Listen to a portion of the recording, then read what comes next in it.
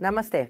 Ako si Doktora Anuradha Panda, isang laparoscopic at robotic surgeon na nagtatrabaho sa Apollo Hospital, Jubilee Hills, Hyderabad. Ano ang uterine prolapse?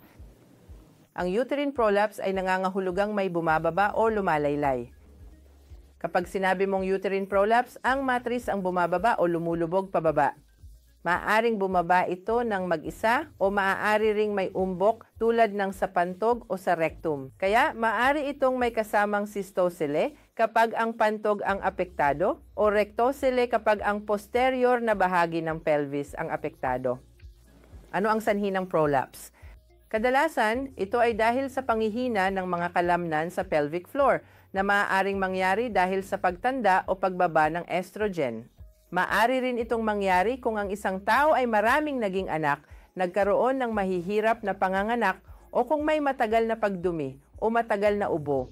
Kaya ito ang mga bagay na dapat nating tandaan. O kung ang isang tao pagkatapos manganak ay nagkaroon ng napakahirap na panganganak at agad naging aktibo at mas malaki, nagsimulang gumawa ng maraming mabibigat na aktibidad. Kahit iyon ay maaaring magdulot o magpataas ng posibilidad na magkaroon ng prolapse ang isang tao. Kaya ano ang nangyayari? Ano ang mga sintomas?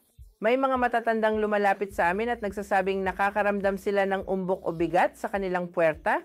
Pakiramdam nila ay nahihirapan silang umihi.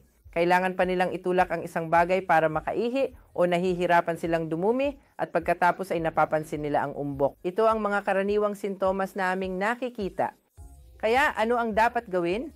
Una, ang mahalaga ay ang pag-iwas. Pagkatapos manganak, maaaring gawin ng mga babae ang Kegels exercise na may tamang biofeedback, iwasan ng constipation at iwasan ng ubo. At kapag may bahagyang prolapse, hindi lahat ng prolapse ay nangangailangan ng operasyon. Madalas, maaari mong gawin ng Kegels exercise o mga ehersisyo para palakasin ang balakang at maaari nang makontrol o mapamahalaan ang iyong kondisyon.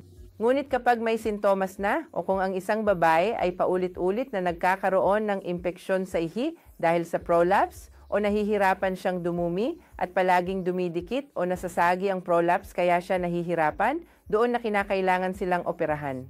Kung ang pasyente ay isang mas nakatatandang babae, ipinapayo naming tanggalin ang matris at pagkatapos ay ayusin ang cystocele, rectocele at isuspinde ang mga ito upang hindi sila magkaroon ng vault prolapse.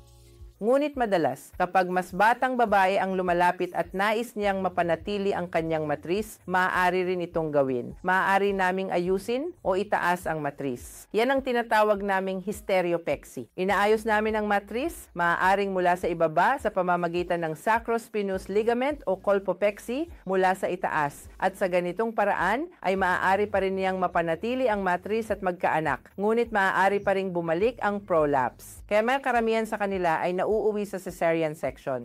Dapat itong maunawaan. O kung ang pasyente ay napakahina, minsan ay maaaring hindi siya angkop para sa operasyon.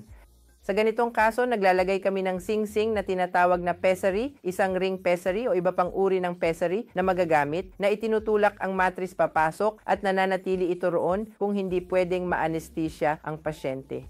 Kaya depende ito sa sitwasyon. Kailangan mong kumonsulta sa iyong doktor kapag may prolapse ka, kung maaari kang mag-ehersisyo, gumamit ng pessary o kung kakailanganin mo ng operasyon na may pagtanggal ng matris o pagpapanatili ng matris.